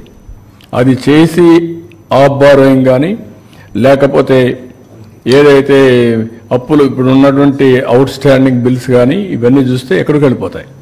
అదే సమయంలో వీళ్ళు గవర్నమెంట్ ఆఫ్ ఇండియా ఇచ్చిన డబ్బులు కూడా ప్రోగ్రామ్స్కి ఇచ్చిన డబ్బులు డైవర్ట్ చేసేసి యూసీసీ ఇవ్వకపోతే మేము ఢిల్లీకి పోతే మేము వాళ్ళని అడిగితే వాళ్ళకు విష్ లిస్ట్ ఇచ్చేవాళ్ళు. మీరు అడుగుతున్నారు, బాగానే ఉంది, మీ కథ ఏంటి చెప్పండి, ఎట్లా ఇస్తాం మీకు డబ్బులు, ముందు 500 కోట్లు ఇచ్చాను లెక్క చెప్పండి, 3000 కోట్లు ఇచ్చాను లెక్క చెప్పండి అంటే ఇది ఎత్తుక్కుంటే ఆ డబ్బులు డైవర్ట్ చేసేసారు. దానికి డబ్బులు ఖర్చు పెట్టి యూసీలు ఇచ్చి ఇప్పుడిప్పుడు 73 డిపార్ట్మెంట్ రెగ్యులరైజ్ చేశాం. That is another problem. ఇంకా 10 దాకా ఉన్నాయి. మా దగ్గర డబ్బులు లేవు, ఇంకా ఏదో అవస్థపడుతున్నాం దానికి. ఎన్ని ఉన్నాయి? ఇంకా 10 ఉన్నాయా? 94లో 73, ఇంకా 21 ఉన్నాయి. సార్ ఇంకొకటి, ఇప్పుడు డెప్స్ ఇది ఒకటి అనుకోండి. రెండోది, మీరు క్యాపెక్స్ డిస్కస్ చేసినప్పుడు capital expenditure even social service expenditure కూడా డిక్లైన్ అయిందని చెప్పారు. లాస్ట్ 5 yearsలో గవర్నమెంట్ క్లైమ్ దట్, ఎవరున్నా గవర్నమెంట్ చెప్పింది మేము అడగాల, మాకు తెలిసింది అంతే ఉంటుంది. నాడు నేడు ప్రోగ్రాంలో ఎడ్యుకేషన్ హెల్త్ సెక్టర్ కింద స్పెండింగ్ జరిగింది అనేది government claim last 5 years. So దాని మీద ఖర్చు జరిగినా మీకు క్యాపిటల్ సర్వీసెస్ ఎక్స్పెండిచర్ కనిపించాలి. అక్కడ ఎందుకు తగ్గింది, అది కొంచెం ఎక్స్ప్లెయిన్ చేయండి సార్. అంటే మనకు 5 సంవత్సరాల్లో పే చేయాలి, అంటే వాళ్ళు ఖర్చు పెట్టారు కానీ కొంత పెట్టి కొంత బిల్స్ పే చేయాల, అప్పు పెట్టేసి వెళ్ళిపోయారు కొన్ని. ఇప్పుడు 1 లక్ష కోట్ల అప్పు ఉంది, ఆ 1 లక్ష కోట్లు ఇవి కూడా ఉన్నాయి. కాంట్రాక్టర్స్కి ఇవ్వాల్సిన డబ్బులన్నీ పెండింగ్ ఉన్నాయి, అవుట్ స్టాండింగ్ బిల్స్ అన్ని పెండింగ్ ఉన్నాయి. ఇప్పుడు మేము హాస్పిటల్స్ కడతా ఉన్నారు, ఫౌండేషన్ వేసారు, కొన్ని బిల్డింగ్స్ కట్టారు, డబ్బులు పే చేయలేదు, వెళ్ళిపోయారు. ఇప్పుడు మీరు క్లియర్ చేయరా డ్యూస్ అన్ని? చేయాలి కదా, చేయకపోతే ఏమవుతుంది? అదే కదా బాధ. ఒకటేసారి చేయాలంటే ఎక్కడున్నాయి? Sir, as of now, ఒక 2,000-3,000 కోట్లు వస్తుంది, రఫ్గా 2,000 crores వస్తుంది. ఆ 2,000 కోట్లు కూడా ఎక్కువ. ఇప్పుడు ఆ పరిస్థితికి వచ్చాం. Every pie we want to save. Sir, as of now, what is our current outstanding debt, sir? Despite whatever we have so far, completed, what is still our current outstanding debt? Number one. Number two question is, you've said how several funds had been diverted as well. Any kind of action that will be taken from the NDA government? అంటే ఎప్పటికప్పుడు చెప్తున్నాం, ఏదైతే out standing bills అన్ని 9,75,000 కోట్లు మొత్తం out standing debt కానీ offline online plus liabilities అన్నీ కలిపి 9,75,000 కోట్లు ఉన్నాయి. ఇప్పుడు ఇవన్నీ కూడా ఇప్పుడు ఎక్కడికక్కడ పే చేయకపోతే ఎవరు వదిలిపెట్టే పరిస్థితిలో ఉండరు. వీళ్ళంతా కోర్టుకు పోతున్నారు.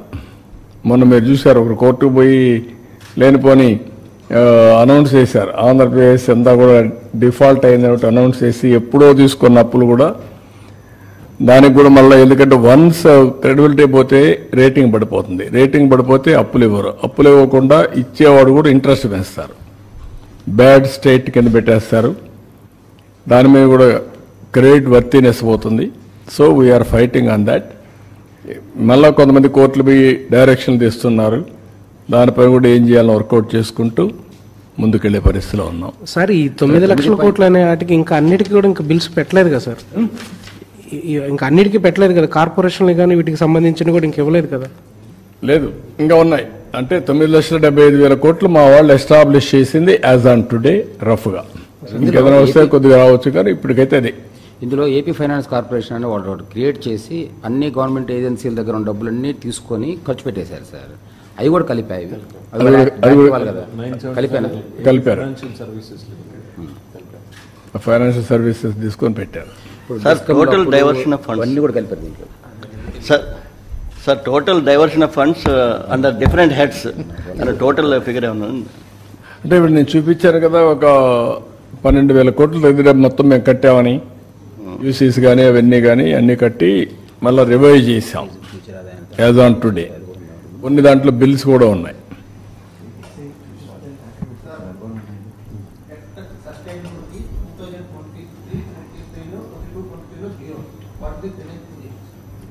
ప్రజెంట్ కూడా జీరోనే.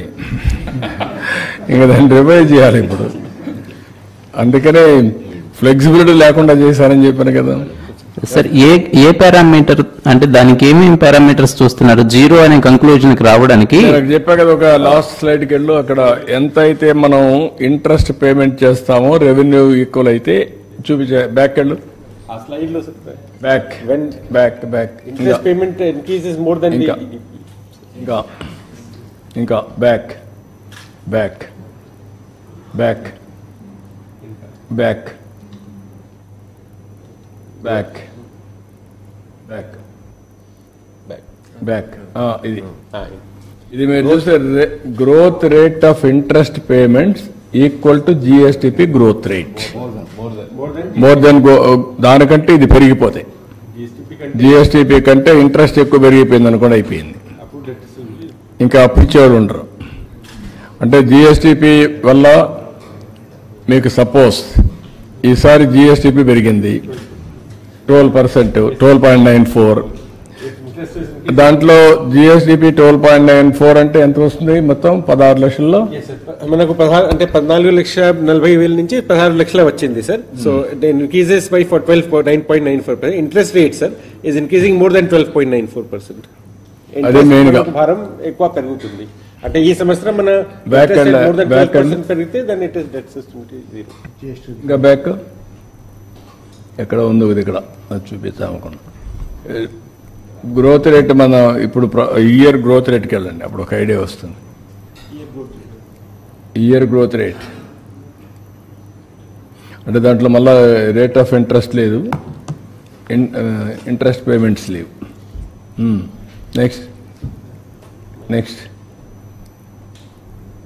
నెక్స్ట్ నెక్స్ట్ నెక్స్ట్ మళ్ళీ మొదటికి వచ్చా, లాస్ట్కి పోవాలి. ఓకే, అక్కడ మీకు ఏదైతే మనకు ఎవ్రీ ఇయర్ లాస్ట్ ఇయర్ కంటే ఈ ఇయర్ 12.94% గ్రోత్ రేట్ పెరిగింది. అంటే 14,50,000 నుంచి 1,20,000 30,000 కోట్లు పెరిగింది. అదే ఇంట్రెస్ట్ పేమెంట్స్ దానికంటే ఎక్కువ ఉన్నాయనుకోండి, ఇంకా డబ్బులు ఇవ్వరు, బారో చేయడానికి లేదు. ఎప్పుడు కూడా జిఎస్టిపి ఎంత పెరుగుతుందో ఆ ప్రపోర్షన్ ప్రకారం మీరు పెంచుకునే అవకాశం ఉంటుంది.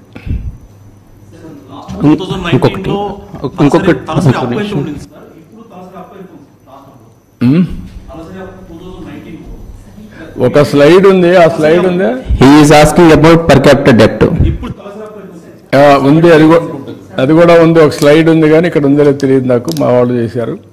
ఇంక ఎన్ని నేను పెట్టుకోవాలి, మీతో పెట్టుకోవాలా, ప్రజలకు పెట్టుకోవాలా, ఇంటలెక్చువల్ పెట్టుకోవాలా, ఎప్పటికప్పుడు ఎడ్యుకేట్ చేయాలా. తలసరి అప్పు ఉంది, తలసరి ఆదాయం కూడా ఉంది. సార్ ఇంకొకటి జిహెచ్డిపి గ్రోత్ రేట్, సార్ ఇక్కడ సాంసరా జిహెచ్డిపి గ్రోత్ రేట్ చూసినప్పుడు 19-20-21 ఫైనాన్షియల్ ఇయర్స్ లో 5% కనిపించింది ఇప్పుడు స్లైడ్ లో. ఆ తర్వాత సమ్వేర్ 15 కనిపించింది 2 years. ఆ తర్వాత మళ్ళీ డౌన్ అయింది.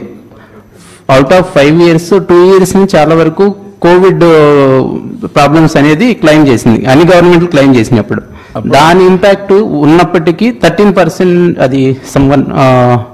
Can you show that slide sir?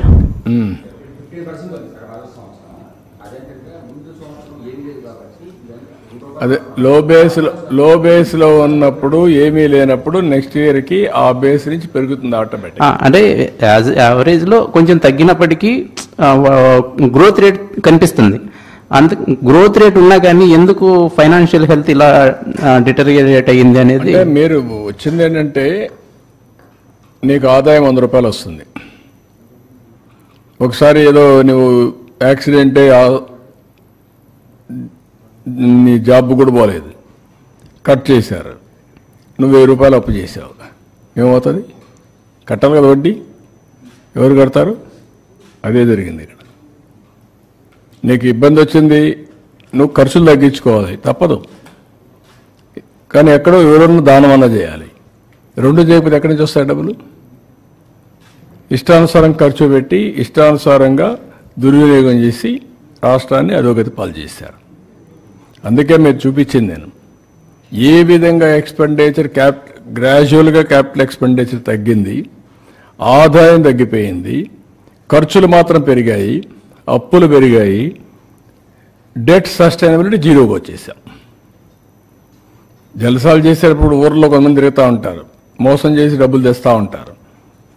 అవన్నీ వాళ్ళు తెలుసుకునే కొద్దికి లేట్ అవుతుంది, తెలుసుకుంటే డబ్బులు ఇచ్చేది మానేస్తారు. అప్పుడు ఇటు బండారం బయటపడుతుంది, ఐపీకి వెళ్తాడు.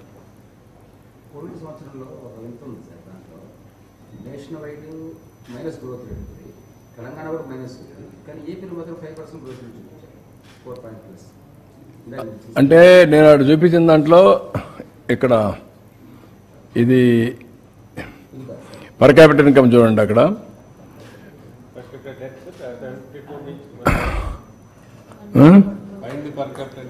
పైన పర్ క్యాపిటల్ ఇన్కమ్ మీరు చూస్తే ఇన్ ఫిగర్స్ లేదా ఫిగర్స్ లో ఉంటుంది చూడండి, గ్రోత్ రేట్ ఉంది, కానీ ఎంత ఉందని అప్పటికి ఇప్పటికి పర్ క్యాపిటల్ డెట్ ఎంత ఉంది, పర్ క్యాపిటల్ ఇన్కమ్ ఎంత ఉంది. పర్ క్యాపిటల్ డెట్ అయితే 24కి 1,44,336, పర్ క్యాపిటల్ ఇన్కమ్ వచ్చి 2,34,040 ఉంది. That is where we're now. ఇంకా మీరు చెప్పింది కరోనా టైంలో national wide minus growth rate ఉంది సార్, తెలంగాణ కూడా మైనస్ ఉంది, ఏపీలో మాత్రం 4.5 గ్రోత్ రేట్ చూపించారు. అది నేను చెప్పేది మేనేజ్ చేశాను, కిందికి వేసాడని, పైన ఉండే కింద వేసాడు. 18-19లో ఉండేది కిందికి దించాడు. అందుకే నేను ఆ స్లైడ్ చూపించాను. గ్రోత్ రేట్ చూపించండి ఒకసారి. నేను చూపించిన దాంట్లో గ్రోత్ రేట్ ఉంది ఇయర్ వైజ్, తెలంగాణ, ఆంధ్ర కూడా ఉంది. వెళ్ళు ఇంకా నెక్స్ట్ నెక్స్ట్ నెక్స్ట్. యా ఒక్క నిమిషం. 13.07, 15.10, 13.47, 14.86 ఇక్కడికి వచ్చేది 18-19 వచ్చేకొందికి 11.14, ఇక్కడ 20-21 5.7, 19-20 5.97. ఆ 2 సంవత్సరాలు మ్యానిపులేట్ చేశారు పైది. తెలంగాణ -0.74. ఎస్ -1.20 అందరిది 5.7 అక్కడ చేశారు. అక్కడ కూడా -1.020. ఇక్కడ నుంచి మెయిన్స్ పెట్టి కింద నుంచి ఆ ఫిగర్స్ మీరు మాకు పంపండి అని చెప్పి తెప్పించారు. అదే మన వచ్చిన లెక్కలు ఆధారంగానే వస్తుంది కాబట్టి ఇక్కడ నుంచి కొంతవరకు వాళ్ళు కూడా వెరిఫై చేస్తారు, కానీ ఆ కరోనా సమయంలో వెరిఫై చేయలేదు. సార్ ఓవరాల్గా నీతి ఆయోగ్ రిపోర్ట్ కావచ్చు, ఇప్పుడు మీరు చెప్పిన మొత్తం చూస్తే వైజాగ్ స్టీల్ ప్లాంట్కి మనం ఏ విధంగా రివైవ్ ప్యాకేజ్ అడిగాము, ఆంధ్రప్రదేశ్ ఆర్థిక పరిస్థితి గురించి కూడా రివైవ్ ప్యాకేజ్ అని కోరే అవకాశం ఉందా సార్? నిన్ను పంపించాలి ఇప్పుడు నెగోషియేటర్. అలయన్స్ ధర్మంలో ఏమన్నా వస్తాయేమో చూడండి. నిన్ను పంపించాలన్న నెగోషియేటర్గా నువ్వైతే సరిపోతావు కాదు. ఏదైనా మనం 18 రాష్ట్రాల్లో మనం ఒక రాష్ట్రం, 29 రాష్ట్రాల్లో మనం ఒక రాష్ట్రం గుర్తుపెట్టుకోవాలి.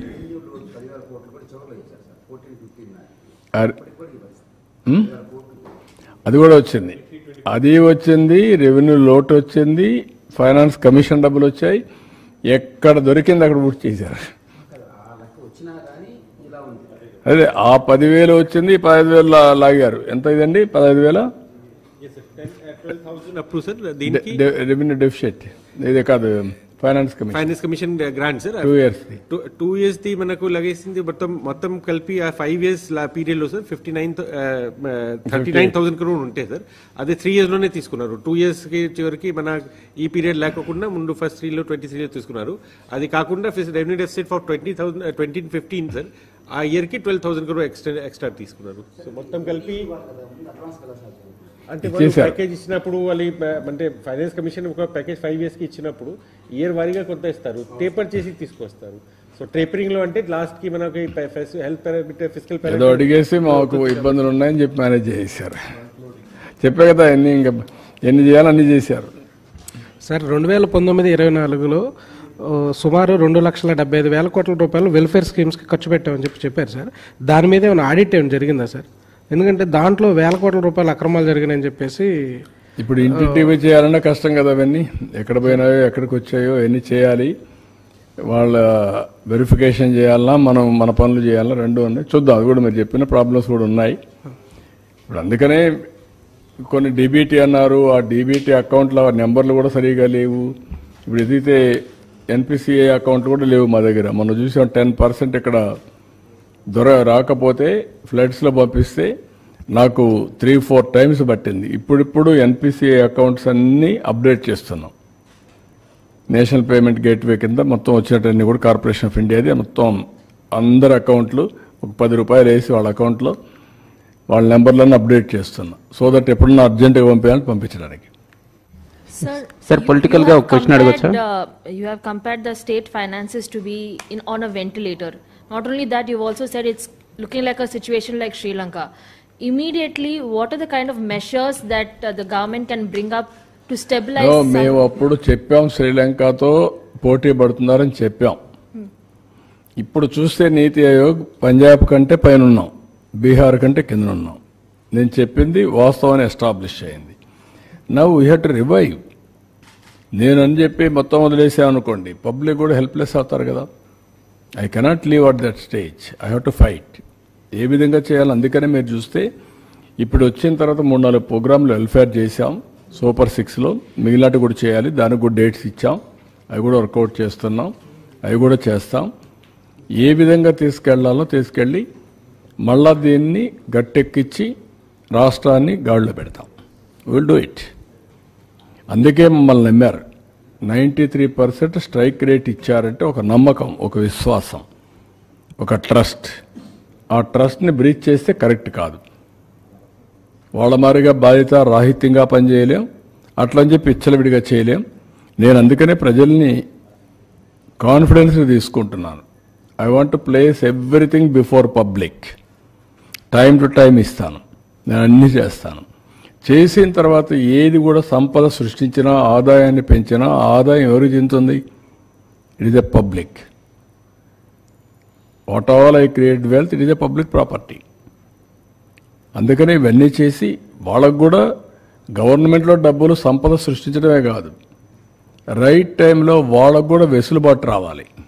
లేదు నేను సంపద సృష్టిస్తున్నాను తర్వాత ఇస్తాను మీరు మాత్రం సఫర్ కండి అంటే సఫర్ అవ్వడానికి సిద్ధంగా లేరు. ఒక మిస్ గవర్నెన్స్, ఒక కరప్ట్ గవర్నెన్స్ చేసినప్పుడు దాన్ని కరెక్ట్ చేసి మళ్ళీ నేను ఏ విధంగా ట్రాక్లో పెట్టడమే కాకుండా వాళ్ళ ఇబ్బందులు కూడా అధిగమించే విధంగా I have to plan it. నేను మొత్తం క్యాపిటల్ ఎక్స్పెండిచర్గా పెడతా, అప్పటి వరకు మీరు వెయిట్ చేయండి, నేనేం మీకు ఇవ్వనంటే that is not fair, that nobody will. వాళ్ళు కూడా సఫర్ అయ్యేదానికి కరెక్ట్ కాదు. మాకు ఓట్లేసింది సఫర్ కావడానికి కాదు, మాకు ఓట్లేసింది రివైవ్ చేస్తామన్న నమ్మకం కోసం, అదే మరి ఆదుకుంటామని. ఆదుకునే బాధ్యత మా పైన ఉంది. డెఫినెట్గా ఎవ్రీ మినిట్ ఐఎమ్ థింకింగ్. అయితే వాస్తవాలు కూడా ప్రజలకు చెప్పకపోతే ఇంకా నేను రాలేదే, లేదంటే చేసేయలేకపోతున్నాడు, డబ్బులున్నాయి ఎందుకు చేయలేదు, నేను చేస్తా అన్నాడు కదా, నమ్ముకున్నాం కదా అనే ఫీలింగ్కి వస్తున్నారు. అది కూడా చెప్పాలి. ఇప్పుడు గవర్నమెంట్ ఆఫ్ ఇండియా ఇచ్చారు ఒక 15,000 కోట్లు వరల్డ్ బ్యాంక్ నుంచి అమరావతికి ఇచ్చారు, ఒక 12,150 కోట్లు పోలవరానికి ఇచ్చారు, ఒక 11,114 కోట్లు రివైవల్కి ఇచ్చారు. సరే మిగిలిన కొన్ని మేము ఈ వర్క్స్ అన్ని మీద పెట్టడానికి కొంత శాఖ కింద కొంత ఫండ్స్ ఇచ్చారు. కానీ ఆ డబ్బులు నేను వెల్ఫేర్కి ఇవ్వలేకపోతున్నాను. కనీసం అక్కడ పెడితే రివైవ్ అయితే డెవలప్మెంట్ అయితే నాకు ఆదాయం పెరుగుతుంది, ఆదాయం పెరిగితే ఇస్తాం. ఇంకొంచెం ఫ్లెక్సిబిలిటీ కోసం ఆలోచిస్తున్నాం. ఎక్కడ ఫ్లెక్సిబిలిటీ వస్తే అక్కడ అవసరమైతే బారో చేసైనా సరే I want to give my commitments. తల్లికి వందనం కానీ లేకపోతే రైతులకు ఇవ్వాల్సిన రైతు భరోసా కానీ I want to give it. ఏది రైతైనా అవస్థపడాలి, గవర్నమెంట్ అయినా అవస్థపడాలి. నాకు ఫ్లెక్సిబిలిటీ ఉంటే నేను అవస్థ తీసుకోవడానికి సిద్ధంగా ఉన్నా. I will give it. ఆ ప్రయత్నంలోనే అనునిత్యం ఉన్నాం. మా డిపార్ట్మెంట్కి అదే చెప్పాం. They are also doing same exercise. ఒక్క నిమిషం కూడా వెయిట్ చేయాలి నాకు ఫ్లెక్సిబిలిటీ ఉంటే. ఇప్పుడే దాని మీద కూడా ప్లాన్ చేసుకున్నాం, వర్కౌట్ చేస్తున్నాం. I will come out. మీకెందుకంటే ఇవన్నీ కూడా మీరు ప్రజలకు తెలియజేయాల్సిన బాధ్యత మనందరికీ మీద ఉంది. It is only.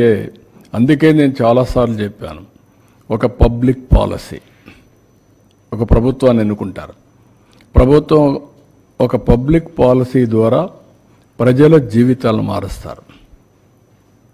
ఇప్పుడు మీరు ఇక్కడ ఫిగర్స్ చూశారు.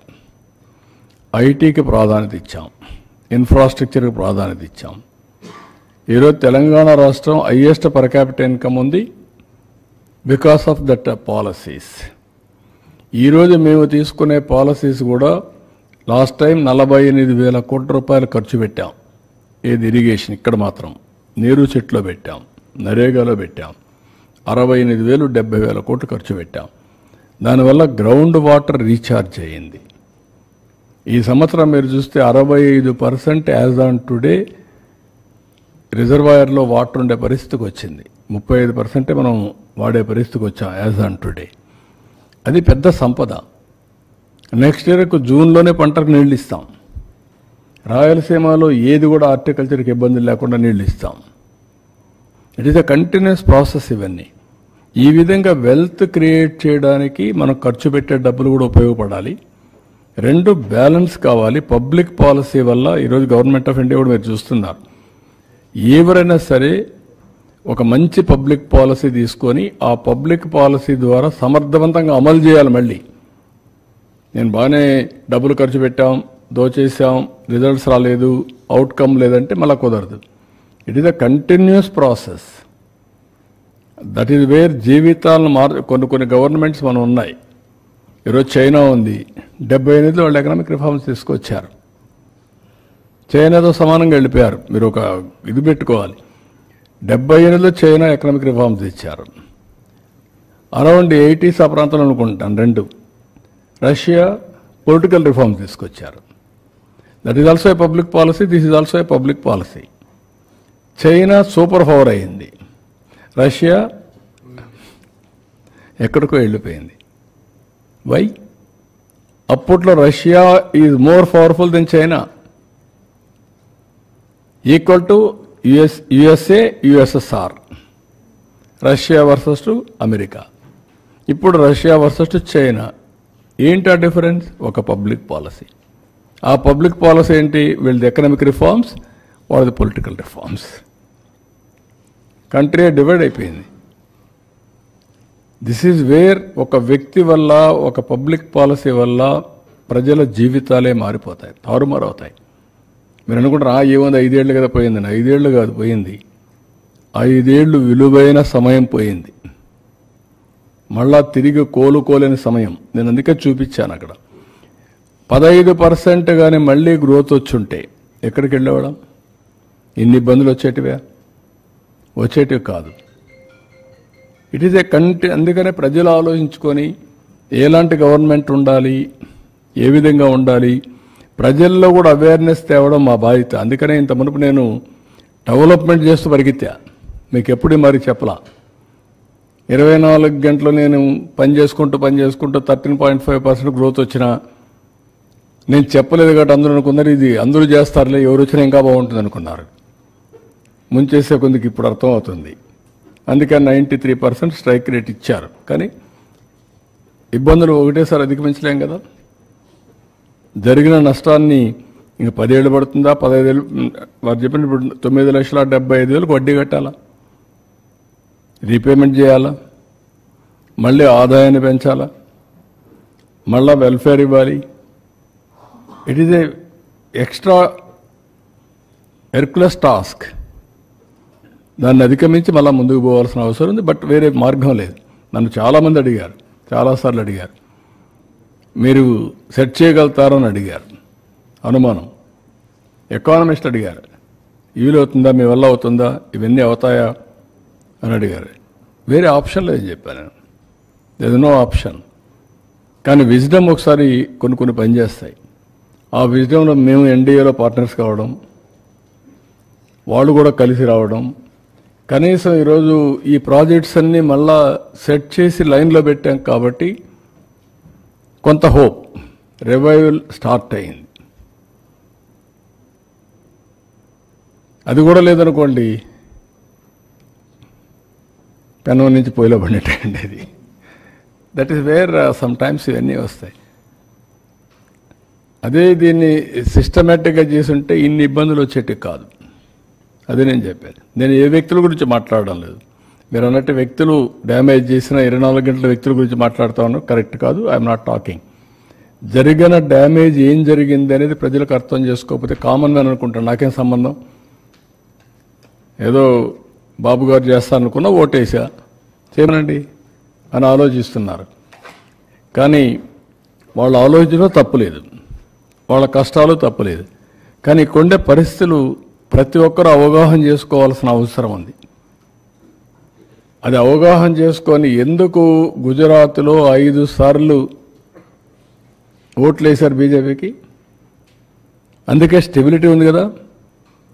పంజాబ్ ఓట్లు మార్చుకుంటే వేశారు. ఏమైంది పంజాబ్ ఇప్పుడు? అదే మరి పంజాబ్ మరి వీళ్ళు కానీ గుజరాత్ కూడా వేసి ఉంటే ఒకసారికి అయిపోయేది. అది కూడా పంజాబ్ గుజరాత్ని పంజాబ్ చేసేవాళ్ళు, బీహార్ చేసేవాళ్ళు. అంటే సార్ ఒకటి 5 సార్లు 6 సార్లు ఓట్లు వేయటమే కాదు, ఆ లీడర్ని బట్టి కూడా ఉంటుంది. వెస్ట్ బెంగాల్లో 5 సార్లు ఇచ్చారు, అక్కడ మరి వెనకబడే ఉంది. కేరళలో ఉన్నాయి, అంటే ఎగ్జాంపుల్స్ ఉన్నాయి. బట్ ఆ లీడర్ ఎలాంటి పాలసీ తీసుకుంటున్నారు అనే దాని మీద. అదేమా, దానికే నేను ఏమన్నానంటే 30 ఏళ్లు జరిగిన డెవలప్మెంట్, ఆర్థిక సంస్కరణలు వచ్చిన తర్వాత ఆ రాష్ట్రాల్లో జరిగిన అభివృద్ధి అంతా వైట్ పేపర్స్ వచ్చాయనుకోండి. ఎవరి పీరియడ్లో పెరిగింది, ఎవరి పీరియడ్లో తగ్గింది, ఎవరు పతనం చేశారు అనేది చూపించారనుకోండి, అప్పుడు ఐడియా వస్తుంది కదా. 30 ఏళ్ళు చేయండి, ఎవ్రీ 5 years పెరిగింది, 6 సార్లు 30 ఏళ్ళు చేద్దాం. ఏ పార్టీ రూల్ చేసింది, ఏ వ్యక్తి రూల్ చేశాడు, ఎట్లా ఇదయింది, ఒక క్లారిటీ వస్తుంది. దేశం మొత్తం రావాలి. We're trustees to the people. మనం ట్రస్టీస్గా ఉండి రాష్ట్రాలని వాళ్ళ జీవితాలను ఆడుకోవడం కరెక్ట్ కాదంటాను నేను. ఇప్పుడు నేనేమంటానంటే, ఈరోజు 10 రూపాయలు ఎక్కువ ఇస్తున్నామని ఇష్టానుసారంగా మాట్లాడి అసలు జీవితాంతం పేదరికంలో సఫర్ కావాలన్నా? Is it right? శాశ్వతంగా నేను పేదవాళ్ళలో పెడతా, నీ కర్మను అనుభవించు అనే పరిస్థితి రావడం కరెక్ట్గా. సంపద సృష్టించాం, వచ్చింది నేను దోచుకుంటా, 10 రూపాయలు నీకు ఇస్తా,